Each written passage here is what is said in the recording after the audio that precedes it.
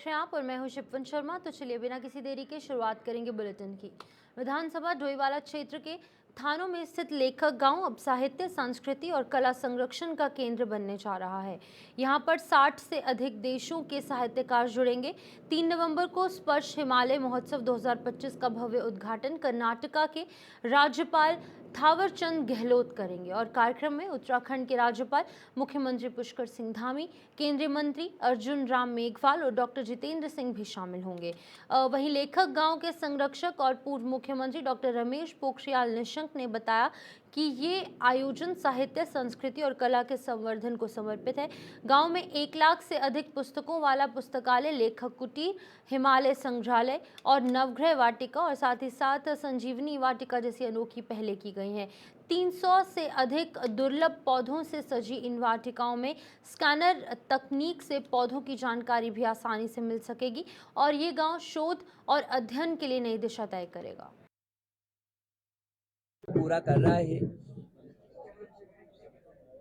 उत्तराखंड के जो रजत जयंती वर्ष है उसको मनाया जा रहा है।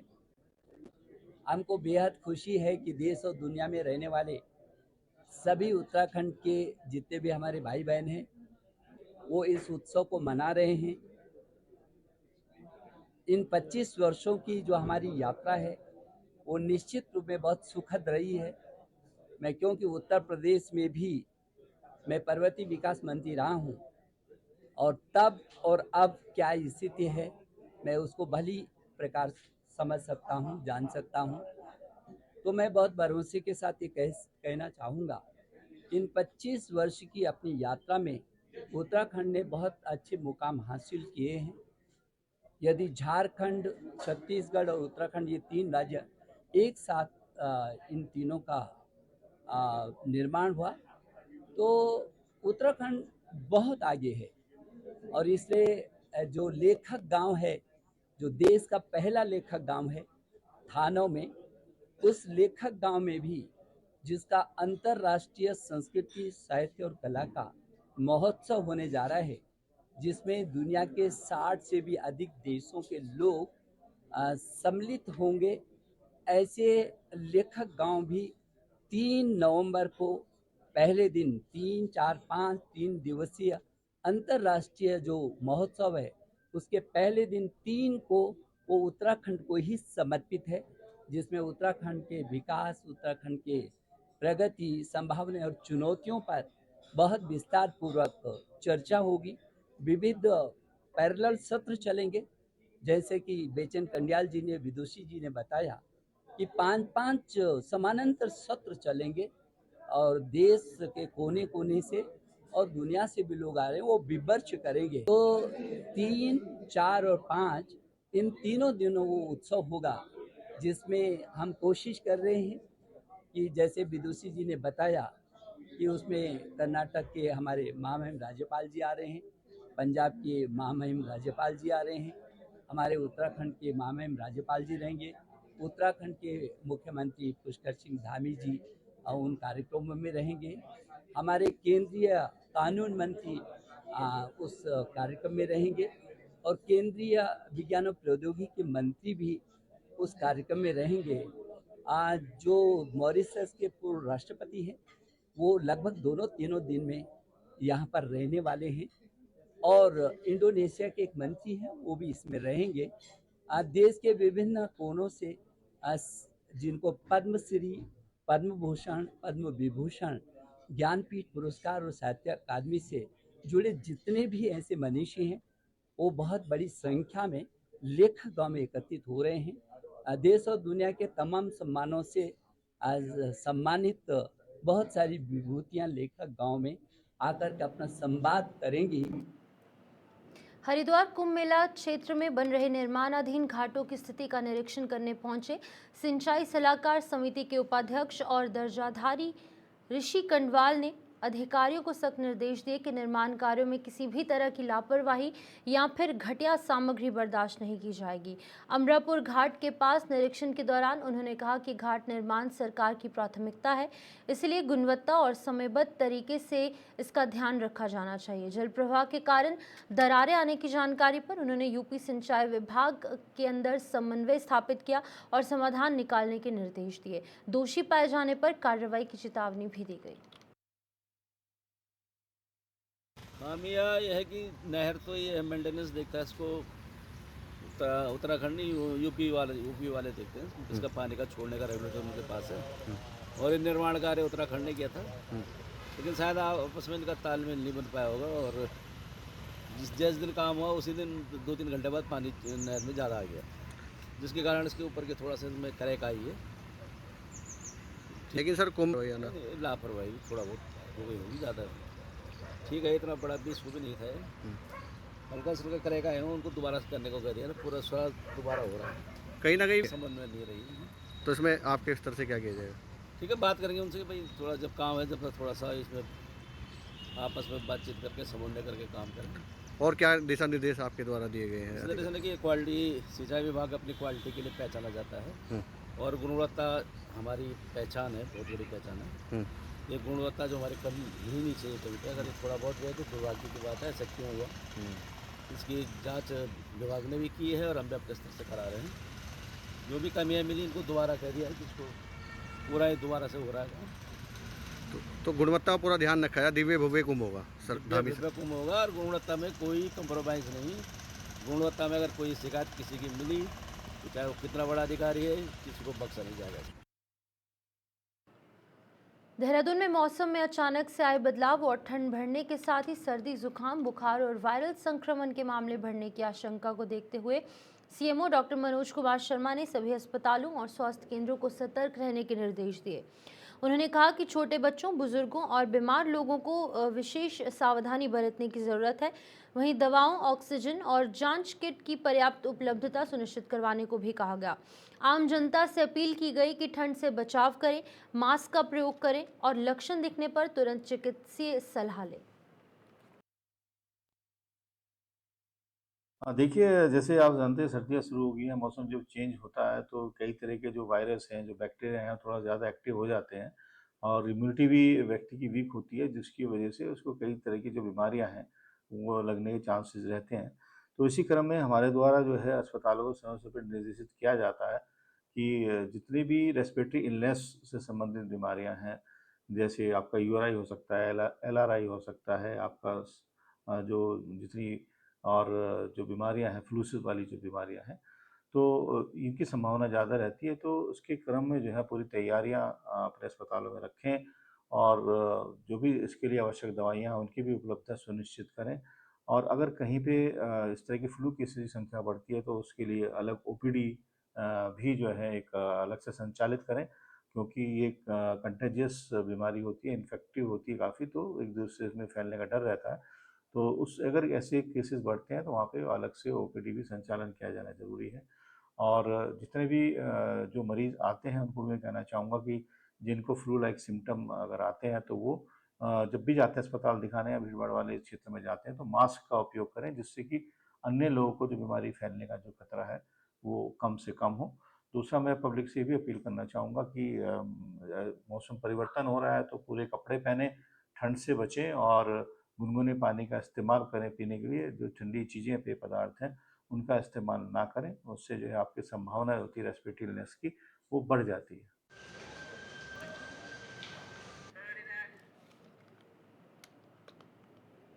रुड़की के रामपुर गांव में हुए 18 वर्षीय आस मोहम्मद हत्याकांड का पुलिस ने खुलासा किया है। प्रेम प्रसंग के चलते इस वारदात को अंजाम दिया गया और पुलिस ने मुख्य आरोपी इंतजार उर्फ अस्तक को गिरफ्तार कर लिया है, जबकि उसका भाई अभी भी फरार है। जांच में पता चला कि आरोपी को अपनी मंगेतर के पास मोहम्मद से संबंध का शक था और इसके चलते उसने उसकी हत्या की साजिश रची। आरोपी ने पहले आस को इंस्टाग्राम पर बुलाया, फिर नशे के दौरान चाकू से वार कर गला रेत कर उसकी हत्या कर दी। वहीं पुलिस ने आरोपी को भागने से पहले ही दबोच लिया। कोतवाली क्षेत्र में रामपुर के पास में गन्ने के खेत में एक युवक की डेड बॉडी पुलिस को मिली थी, जिसका गला रेत के हत्या की गई थी और इसकी पहचान आस मोहम्मद के नाम से हुई थी। तत्काल मामले की गंभीरता को देखते हुए पुलिस के द्वारा मृतक के पिता से एक तहरीर लेके इसमें अभियोग पंजीकृत किया गया था और क्योंकि मामला काफ़ी संगीन था, इसलिए हत्या के आरोप में पुलिस के द्वारा जो आवश्यक छानबीन है वो स्टार्ट की गई थी और विवेचना की प्रगति को ध्यान में रखते हुए एसपी ग्रामीण और सीओ द्वारा भी इसका पर्यवेक्षण काफ़ी निकटता से किया जा रहा था। आज 2 दिन के बाद इसमें एक महत्वपूर्ण सफलता हाथ लगी, जिसमें मुख्य हत्यारोपी जिसका नाम इंतजार उर्फ अस्तग है, उसको पुलिस के द्वारा गिरफ्तार किया गया है। आज जो प्रारंभिक पूछताछ से उसके द्वारा इस हत्या को करना और उसके घटनाक्रम को भी पुलिस के द्वारा के समक्ष रखा गया है। इस सभी घटनाक्रम को पुलिस के द्वारा स्थलीय निरीक्षण कर उसको पुष्टि की गई है। इसमें ये बात संज्ञान में आई थी कि आस मोहम्मद जो मृतक है उसका एक लड़की से कुछ समय पूर्व से अफेयर चल रहा था। अभी कुछ दिन पूर्व उस लड़की का इंतजार अस्तक जो हत्यारोपी भी है, इससे निकाह तय हो गया था और इसके मंगेतर के तौर पे वो अभी दोनों मंगेतर के तौर पर रह रहे थे। इस बात को लेके जो मृतक है उसमें काफ़ी और इनके बीच में आपस में काफ़ी झगड़े तक की नौबत आई थी, जिसको लेके जो हत्यारोपी द्वारा इसको बुलाया गया था और आपस में झगड़े के बाद गला रेत के इसकी हत्या कर दी गई। इसमें जो हत्यारोपी है इंतजार अवस्थक, इसके भाई के द्वारा भी इसमें मदद की गई है, वो अभी फरार चल रहा है। शीघ्र उसकी भी अरेस्टिंग कर ली जाएगी। विकासनगर तहसील परिसर में स्थित सब रजिस्ट्रार ऑफिस में चोरी की वारदात से हड़कंप मच गया। देर रात चोरों ने ऑफिस की दीवार और खिड़की तोड़कर अंदर घुसकर चोरी को अंजाम दिया और इस घटना की जानकारी मिलते ही पुलिस और फॉरेंसिक टीम मौके पर पहुंची और सबूत जुटाने में लग गई। फिलहाल ये स्पष्ट नहीं हो पाया है कि चोर क्या कुछ चोरी कर कर गए हैं, लेकिन ऑफिस से कोई अहम दस्तावेज गायब होने की आशंका जताई जा रही है। पुलिस सीसीटीवी फुटेज खंगालने में जुटी है और आपको बता दें कि इससे पहले भी यहाँ रिकॉर्ड रूम में 2 बार चोरी की घटनाएं पहले भी हो चुकी हैं। ऑफिस विकासनगर जो कि तहसील कंपाउंड में है। 28 तारीख की रात को और 29 की अर्ली मॉर्निंग यहाँ पे चोरी का प्रयास किया गया है। वो पीछे दीवार है वहाँ पे, अभी आप लोग देख रहे होंगे। वो दीवार तोड़ के और खिड़कियां तोड़ के अंदर प्रवेश किया गया है। अब 2 से 3 लोग हैं, बाकी हम लोग देख रहे हैं। फोरेंसिक टीम भी आ चुकी है। डॉक्यूमेंट्स वगैरह हम चेक कर रहे हैं और पूरा जब मैटर सॉल्व होगा तब हम बताते हैं कि क्या है क्या नहीं। 2 से 3 लोग आए थे, ये पता चला है और कैमरे की रिकॉर्डिंग वगैरह हम लोग चेक कर रहे हैं और अलमारियां तोड़ी हैं, लॉकर तोड़े हुए हैं और चेक कर रहे हैं अभी हम लोग। नागपुर में भी चोरी की वारदातें सामने आई है, फिर उसके बाद भी दीवार का संज्ञान आपका हो रहा है। नहीं, यहाँ पे कभी नहीं हुई है चोरी। ये हमारा अभी टेम्पररी अरेंजमेंट है। यहाँ पे मेन बिल्डिंग हमारी सामने है। कोई पूर्व में यहाँ पे चोरी का प्रयास भी नहीं किया गया है, कभी कोई वारदात भी नहीं हुई। ये पहली बार है ये घटना हुई। मैडम कुछ कैश भी गया है? नहीं, कैश हमारा उत्तराखंड सरकार अब बाहरी राज्यों के वाहनों पर ग्रीन सेस यानी कि एंट्री टैक्स लगाने जा रही है और ये नियम दिसंबर महीने से लागू होगा। सरकार का कहना है कि इस टैक्स का उद्देश्य राज्य में बढ़ते प्रदूषण को नियंत्रित करने और सड़क सुरक्षा व्यवस्था को सुदृढ़ बनाना है। आरटीओ कार्यालय के मुताबिक अन्य राज्यों से आने वाले वाहनों से टैक्स की वसूली फास्टैग के माध्यम से स्वचालित रूप से की जाएगी और इसके लिए सीमावर्ती इलाकों में अत्याधुनिक ANPR कैमरे लगाए जाएंगे जो हर वाहन की निगरानी करेंगे। इस व्यवस्था से पारदर्शिता और नियमों के पालन को सुनिश्चित किया जाएगा। बाहर की, उत्तराखंड की या हमारे यहाँ की जितनी भी गाड़ियाँ हैं उनमें अन्य शुल्क और टैक्स के साथ साथ एक ग्रीन सेस भी लिया जाता है। हमारे यहाँ की गाड़ियों पर तो वो कार्य के समय, फिटनेस या रजिस्ट्रेशन के समय ही हम ले रहे हैं फीस के साथ ही।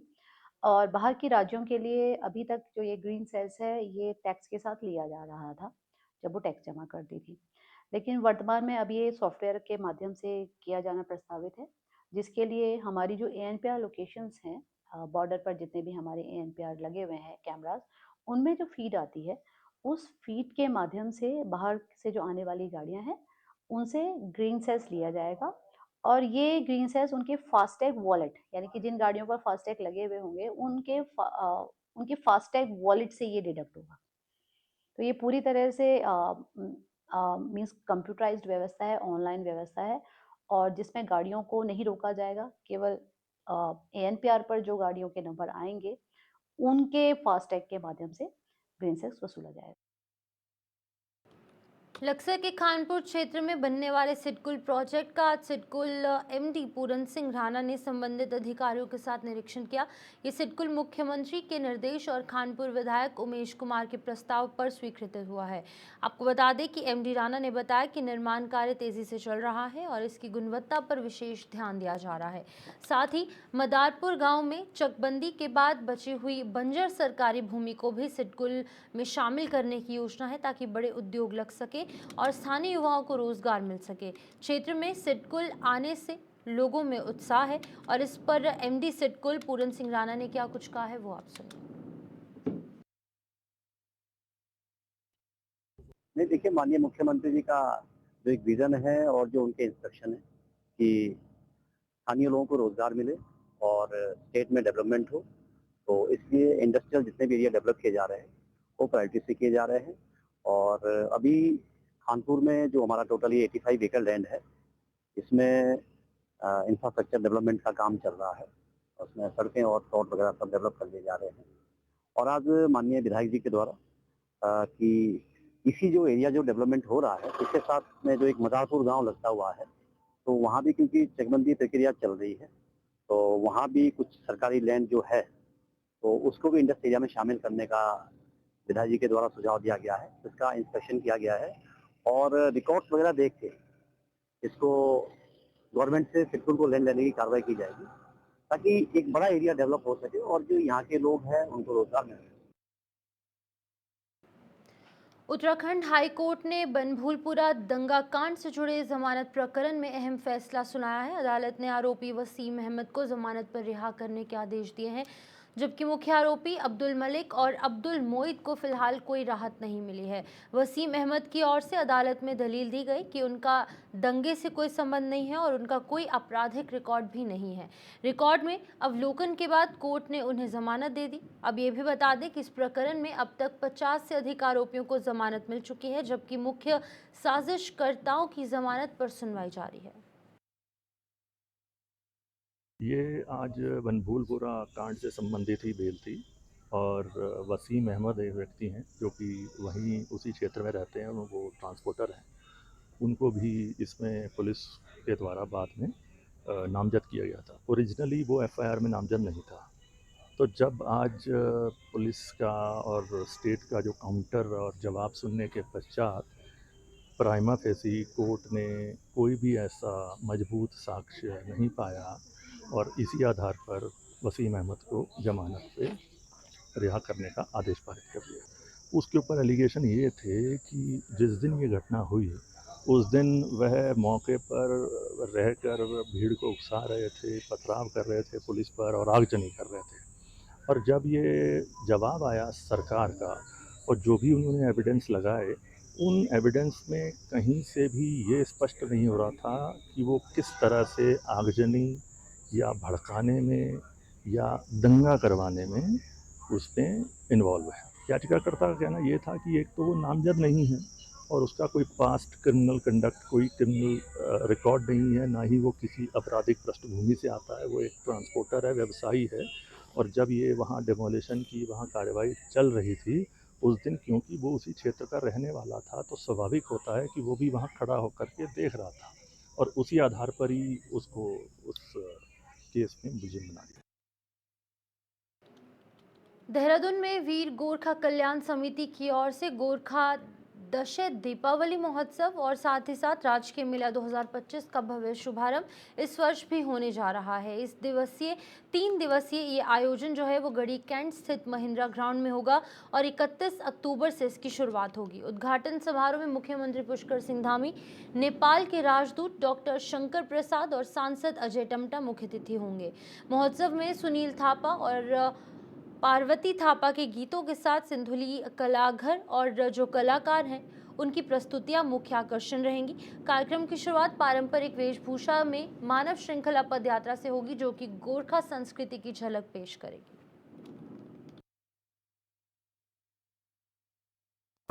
कार्यक्रम जो खास कहने वाली बात है कि जो हम लोग जो संस्कृति मानव श्रृंखला रैली जो पहली बार निकालने जा रहे हैं, हम महिंद्रा ग्राउंड से शुरू करके हम अपने डाकरा बाजार होते हुए गड़ी होते हुए गोरखा सुधार सभा के माध्यम से आते हुए फिर ग्राउंड में ही उसको समापन करेंगे और मेले का उद्घाटन भी करेंगे। मुख्य अतिथि के रूप में कौन कौन आ रहा है? मुख्य अतिथि के रूप में हमारे डिप्टी जोशी सर जो है सबेरिया के जनरल साहब वो हैं, और हमारे सतपाल महाराज जी हैं, और नेपाल के राजदूत साहब हैं, और मुख्यमंत्री जी हैं, गणेश जोशी जी हैं, अजय टमटा जी हैं, महापौर जी हैं, सौरभ थपलियाल जी हैं, विधायक जी हैं, विनोद चमोली जी हैं, खजानदास जी हैं, और सविता कपूर जी को हमने इन्वाइट करता और भी हैं। राजधानी देहरादून के मैक्स सुपर स्पेशलिटी हॉस्पिटल ने वर्ल्ड स्ट्रोक डे पर जन जागरूकता अभियान चलाते हुए लोगों से स्वस्थ जीवन शैली अपनाने की अपील की। इस वर्ष की थीम रोकथाम की शक्ति, अपने दिमाग की रक्षा करें पर आधारित कार्यक्रम में विशेषज्ञों ने स्ट्रोक से बचाव और समय पर इलाज के महत्व पर जोर दिया। न्यूरोलॉजी विभाग के डायरेक्टर डॉक्टर शमशेर द्विवेदी ने कहा कि स्ट्रोक एक मेडिकल इमरजेंसी है और समय पर इलाज से जान बचाई जा सकती है। वहीं डॉक्टर नितिन गर्ग ने बताया कि संतुलित आहार, नियमित व्यायाम और ब्लड प्रेशर नियंत्रण से स्ट्रोक के खतरे को काफी हद तक टाला जा सकता है। पान की शुद्धता, खास करके जब आप शुद्धता की बात करते हैं तो हम फर्टिलाइज़र और पेस्टिसाइड की बात करते हैं। इसको, ये एक नीति का सवाल है, इसको आप इंडिविजुअल लेवल पे ख़त्म नहीं कर सकते। ये सरकारी नीति का सवाल है कि उनकी अगर फर्टिलाइज़र और पेस्टिसाइड उपलब्ध हैं तो किसान इस्तेमाल करेगा ही करेगा। पूरी इतनी बड़ी जनसंख्या को ऑर्गेनिक फूड देना संभव नहीं है, पॉसिबल नहीं है। तो आप सिर्फ ये कर सकते हैं कि जो भी खाद्य पदार्थ हैं उनको अच्छी तरह से धोएं, और जितना भी दाल है, चावल है, उसको थोड़ी देर के लिए पानी में सोक कर दें, तो काफ़ी हद तक वो जो विषाक्त चीज़ें हैं वो पानी में सीप आउट कर जाती हैं, चिलेट हो जाती हैं, निकल जाती हैं। इसके अलावा जो सबसे महत्वपूर्ण बात है कि जितने भी खाद्य पदार्थ हैं उनको जितना नेचुरल फॉर्म में खाएंगे उतना वो आपके लिए अमृत का काम करेगा, और जितना प्रोसेसिंग करेंगे वो उतना उसको जहर बना, हर प्रोसेसिंग के स्टेप में थोड़ा जहर बनता है। सरकार से एक्सपेक्ट नहीं कर सकते। हमारे लिए ज़रूरी है कि हमारी अपनी पब्लिक मॉरल रिस्पॉन्सिबिलिटीज़ भी हों, जैसे एडल्टरेशन ऑफ फूड, नकली तेल ना मिलाएं, हम दालों में मिक्स कर देते हैं चीज़ों को, दवाइयों में मिक्स कर देते हैं चीज़ों को। पता लगा हमें नारियल पानी पीना है, उसमें हमने पानी केमिकल डाल दिया जिससे उसमें ज़्यादा पानी मिले, तो वो चीज़ें भी हमें ध्यान रखनी है। और जैसे जापान की बात कर रहे हैं तो क्या मॉरल रिस्पॉन्सिबिलिटी, मेरे कई परिवार के सदस्य जापान में रहते हैं तो वहाँ पे आपस में लोग एक दूसरे से बात करते हैं कि अरे आप मोटे हो रहे हो, आपकी पेन टाइट हो रही है, यू आर गेनिंग वेट। तो अगर हम ये मॉरल रिस्पॉन्सिबिलिटी भी रखें कि एक दूसरे को बीच बीच में जागरूक करें कि भाई आपका वजन बढ़ रहा है, आपकी हैबिट्स ठीक नहीं है, you should now move on to exercises, तो फिर कहीं ना कहीं ये सब में जागरूकता आएगी और फिर हम इस चेन को तोड़ पाएंगे बढ़ती हुई। भाई वैक्सीन का क्या है, 80% लोगों में हम अगर वैक्सीनेट कर देते हैं तो बीमारी रुक जाती है। चक्राता वन प्रभाग के मेरावाना गांव में वन विभाग ने अवैध लकड़ी तस्करी के खिलाफ बड़ी कार्रवाई की है। सोशल मीडिया पर एक वीडियो जमकर वायरल हुआ और इसके बाद विभाग हरकत में आया और उप विभागीय वन अधिकारी राजीव नयन नौटियाल के नेतृत्व में टीम ने गांव में छापेमारी की है। आपको बता दें कि कार्रवाई में 95 नग अवैध देवदार की लकड़ी बरामद की गई, जिसमें 20 कड़ियां देवदार चिरान प्रकाश और 75 देवराज स्लीपर शामिल है। विभाग ने लकड़ी जब्त कर रेंज कार्यालय में रखवा दी है और 4 आरोपियों के खिलाफ वन अधिनियम के तहत मुकदमा दर्ज कर आगे की कार्रवाई शुरू हो चुकी है।